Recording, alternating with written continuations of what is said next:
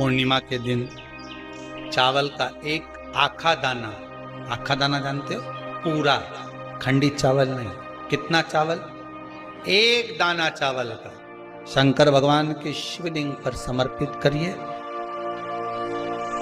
एक बेलपत्र जिसका डंडी का मुख अपनी ओर हो, जहां से चावल चढ़ाया है, उस चावल के ऊपर अपनी कामना कर रख दीजिए और चंद्रमौली भगवान का स्मरण करिए। कौन से भगवान? शंकर भगवान का सर्वश्रेष्ठ सुंदर नाम है चंद्रमौली। चंद्रमौली भगवान का स्मरण करिए, अपनी कामना कर बेलपत्र समर्पित कर शिव जी पर एक लोटा पानी, एक जल पात्र समर्पित करो, कलश से जल चढ़ा दीजिए, नयनों में वो जल लगाकर अपनी कामना कर वापिस घर को आइए। अगली शरद पूर्णिमा आएगी, जो कामना करी है मेरा चंद्रमौली भोलेनाथ उसे पूर्ण करेंगे। शिव उपासना के लिए जितनी 12 महीने में पूर्णिमा पड़ती है, एक एक पूर्णिमा का व्याख्यान वर्णन करेंगे। आज तो कथा का महत्तम दिवस है, पहला दिवस है, तो हम उसको महत्व समझें कि पूर्णिमा का महत्व क्या है, हम उसका महत्व समझें कि शंकर और चंद्र का रिश्ता क्या है, संबंध क्या है।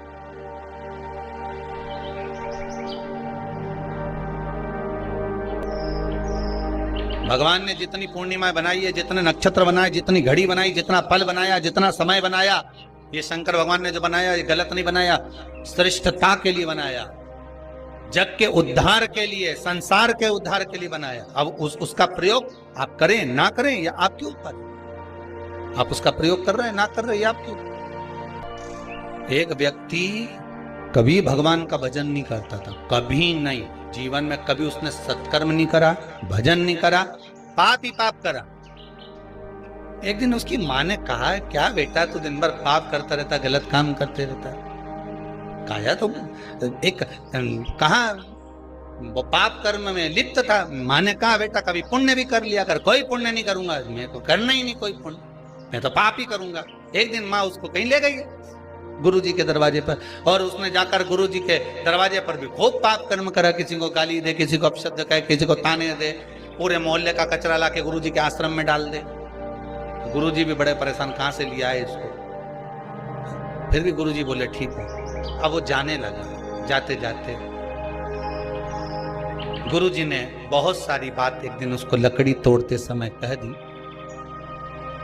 तोड़ते तोड़ते लकड़ियों को उतारते उतारते गुरुजी ने उसको बहुत सारी बातें कही। तो गुरुजी ने उससे पूछा, मैंने जो कहा तूने सुना? तो पापी जो जीव था वो बोला, काय को सुनूं, मैं मेरी माँ को कह के आया था, एक शब्द नहीं सुनूंगा तुम्हारा। गुरुजी ने कहा नहीं सुना? नहीं सुना। अरे नहीं सुना तो क्या हुआ, परंतु अब तो सुन ले। क्या? कल शाम को 4 बजे तू मर जाए। मरेगा ये पक्का, पर अगर मर भी जाए ना, परमात्मा के सामने भी पहुंच जाए, तो परमात्मा से कह देना जो लेने आए उससे एक ही बात कहना। वो पूछेंगे तेरे से कि पहले पुण्य भोगेगा कि पाप भोगेगा, तो कह देना पाप भोगूंगा और पुण्य को मुझे मेरी आंखों से देखना। बस इतना कहना और कुछ मत कहना। जा। अब इसको तो लगा कोई गुरुजी कोई सत्य बोलेंगे कि मैं 4 बजे मर जाऊंगा, और जैसे ही 4 बजे दूसरे दिन तो निपटी गया, मर गया। मरकर यमराज की कैद में गया तो यमदूतों ने ले जाकर इसको यमराज के सामने खड़ा करा। यमराज ने कहा बता पुण्य भोगेगा कि पाप भोगेगा? तो क्या पाप तो भोगूंगा पर पुण्य अपनी आंखों से देखूंगा। तो दोनों में से पहले क्या करना चाहता है? तो उसने कहा पाप भोग लेता हूं और पुण्य अपनी आंखों से देख लेता हूं, बस बता दो। अब इतने में यमराज ने कहा ये कोई बात होती है कि पुण्य अपनी आंखों से देखेगा? मर गया क्या पुण्य के खाक देखेगा? नहीं, मैं तो अपनी आंखों से देखूंगा। यमराज इसको ले गए, इसको नरक का भोग भुगताते भगवान ब्रह्मा जी के पास पहुंच गए। ब्रह्मदेव ने पूछा हुआ क्या? प्रभु समझ में नहीं आ रहा है। ये एक ही बात लेकर बेटा कि पाप का भोग भोगूंगा और पुण्य अपनी आंखों से देखूंगा। अब ये मर के आ गया तो क्या पुण्य क्या खाक देखेगा? ब्रह्मा जी बोले तुम अपने काम में लग जाओ, मैं सब निपट लूंगा। ब्रह्मा जी ने उसको रोक लिया, भैया क्या बात है? उसने कहा बस एक ही बात है, मेरे को पुण्य अपनी आंखों से देखना और पाप भोगना है। तो ब्रह्मा जी ने कहा तुमने पाप भोग लिया ना? हाँ भोग लिया, अब पुण्य दिखा दो। तो ब्रह्मा जी ने कहा भैया पुण्य केवल इतना सा है कि मरने से पहले तूने गुरु की एक बात मान ली और यहां आकर उस बात को कह दिया कि पाप भोगूंगा और पुण्य अपनी आंखों से देखूंगा। तूने गुरु की मात्र एक बात मानी, इसलिए तुझे मैं ब्रह्मा का साक्षात दर्शन हो गया। एक बात अगर तूने आज गुरु की मानी है तो ब्रह्मा का दर्शन हुआ है। ये शिव महापुराण की कथा वेदव्यास जी महाराज 24,000 श्लोक को शिव महापुराण के इन संवादों को, इन श्लोकों को, इस शिव महापुराण को, भागवत आदि पुराणों को अगर वेदव्यास जी ने लिखा है और किसी ब्राह्मण के मुख से आप श्रवण कर रहे हैं, एक संवाद, एक शब्द भी अगर आपने अपनी जिंदगी में उतार लिया तो यह पक्का है कि पुण्य तुम्हारे सम्मुख में आकर खड़ा हो जाएगा और परमात्मा का, मेरे शिव का एक ना एक दिन दर्शन जरूर हो जाएगा, ये पक्का। अच्छा एक बात बताइए कि कई लोग कहते हैं कि कई तुम जहां जहां जाते हो ना, ऐसे वो जिनके शरीर में ऐसे ऐसे लोग घूमते हैं और घूमने के बाद कहते हैं कि तेरी कुल देवी तुझसे रूठ गई, कहते हैं ना, तेरे से तेरा ये देवता रूठ गया, वो देवता रूठ गया, परमात्मा रूठ गए। तो आप कैसे पहचानोगे कि भगवान आपसे रूठ गया? आप कैसे जान सकते हो कि भगवान आपसे रूठ गया? हमने देवी जी को धोख नहीं लगाई तो देवी जी नाराज हो गई, हमने पिताजी को धोख नहीं लगाई तो पिताजी नाराज हो गए, हमने वो देवता के ये नहीं करा तो वो नाराज हो गए। आपको कैसे मालूम पड़ेगा कि देवता नाराज होते हैं? देवता नाराज होते हैं, याद रखना, संसार में देवता अगर नाराज होते हैं तो कभी किसी का अहित नहीं करते। बहुत ध्यान देना इस बात पर, कभी अहित नहीं करेंगे देवता अगर नाराज होंगे। देवता नाराज होते हैं तो किसी का भोजन पानी बंद नहीं कर देते। देवता नाराज होते हैं तो किसी का खाना पीना बंद नहीं करवा देते। देवता अगर नाराज हुए हैं और आपको मालूम करना है कि देवता मुझसे नाराज हैं, तो कैसे मालूम करोगे? तो केवल एक काम करिएगा, अगर देवता नाराज होते हैं तो सबसे पहले आपकी पूजन पाठ छुड़वा देते। क्या छुड़वाएंगे? रोज मंदिर जाती है, रोज माला उठाकर जाप करती है, रोज गीता जी का पाठ करती है, रोज दिया लगाने जाती है।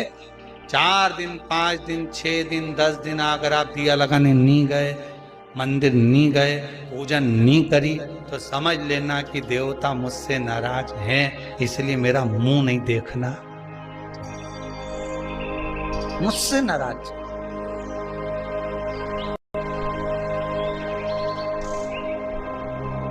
लक्ष्मी नहीं आ रही घर में, देवता नाराज है? नहीं नहीं नहीं, लक्ष्मी नहीं आ रही उसके लिए देवता नाराज नहीं है। लक्ष्मी नहीं आ रही उसके कारण तुम्हारा अहंकार है। भगवान ने जब दिया था उसको सत्कर्म में नहीं लगाया। जिसको इंसुलिन लग रहे हो शुगर के, या आंखों से दिखना कम हो गया हो, नेत्र ज्योति कम हो गई हो, तो उनसे निवेदन है, ये हाथ की ये यहां से देखो, हाथ की ये पोर से लेकर ये दूसरे नंबर का जो पोर है, 1 पोर 2 पोर, ये यहां तक का जो पोर है, इतनी बड़ी एक बेलपत्र, इससे बड़ी बेलपत्र ना लीजिए। आप लोग एलईडी पर देख सकते हो, आस्था चैनल पर देख, इससे बड़ी बेलपत्र ना लीजिए, बस इतनी बड़ी बेलपत्र, ये 2 पोर के बराबर बेलपत्र लेकर अशोक सुंदरी वाली जगह पर रखकर, जो पानी का लोटा है, जल का पात्र है, लोटा है, कलश है, उस बेलपत्र वाली जगह पर शंकर जी को जल, समझिए जरा, ये शिवलिंग है, ये जलाधारी है, ये जलाधारी, तो शंकर जी पर जल चढ़ाएं तो बेलपत्र जो छोटी वाली है 2 पोर की, वो बेलपत्र यहां सुख सुंदरी वाली जगह पर रखना है। और शिव जी को जब जल चढ़ाएं तो जल उत्तर की ओर मुख कर कर चढ़ाइए, और जल चढ़ाते चढ़ाते वही जल का पात्र पानी चढ़ाते चढ़ाते अशोक सुंदरी पर लेकर आइए, और वहां पर 3 बार पानी को गिरा दीजिए, केवल 3 बार, त्र्यंबकेश्वर महादेव के नाम से, कुंदकेश्वर महादेव के नाम से 3 बार पानी गिराकर जब वापिस आओ, जल झेल कर लाओ, उसी बेलपत्र को उठा कर लिया, अपने घर में प्रवेश करते समय उस बेलपत्र को खा लो, जिसको इंसुलिन लग रहे हो, जिसकी शुगर ऊपर नीचे हो रही हो, जिसका ब्लड प्रेशर ऊंचा नीचा हो रहा हो, जिसकी नेत्र ज्योति जा रही हो, आंखों पर मोटा मोटा चश्मा चढ़ गया हो, वो बेलपत्र छोटी सी लाओ, उसको खा लो। घर में जाकर जो पानी झेल कर लाए हो शंकर जी का, घर के अंदर बैठकर वो जल जो लाए हो वो पानी को पी लो, उस जल का आचमन कर लो। अगर मान लो बेलपत्र खाने से तुम्हारा मुख छार छार हो रहा है या छाले हो रहे हैं या स्वाद नहीं आ रहा है, तो उसी बेलपत्र को मल कर उसकी गोली बना लो, मुख में निगल लो और पानी पी लो। जिसकी शुगर आज ऊपर नीचे हो रही है, वो कल करके देखना और कल हमको बताना कि आपकी शुगर लेवल में आई कि नहीं। अगर शुगर ऊंची नीची हो रही है तो आज ही कर देखो। जिसका बीपी ऊंचा नीचा हो रहा है वो भी आज ही कर कि हमारी बीपी गड़बड़ हो रही है, हमारी शुगर गड़बड़ हो रही है, ऊंची नीची हो रही है, एक बेलपत्र और क्या कृति की अशोक सुंदरी वाली जगह पे चढ़ाकर उत्तर की ओर मुख कर कर जल चढ़ाते हुए वही पानी अशोक सुंदरी की ओर 3 बार गिराते हुए त्र्यंबक के नाम से, कुंदकेश्वर महादेव के नाम से, और वही बेलपत्र लेकर आ जाओ, पानी झेल कर लिया। बेलपत्र घर में प्रवेश करते करते उसको खा लीजिए, पानी घर में बैठकर आचमन कर लीजिए, बाबा देवादिदेव महादेव कुंदकेश्वर का नाम लीजिए। मेरा कुंदकेश्वर महादेव आपको सुरक्षा अवश्य प्रदान करता है, अवश्य।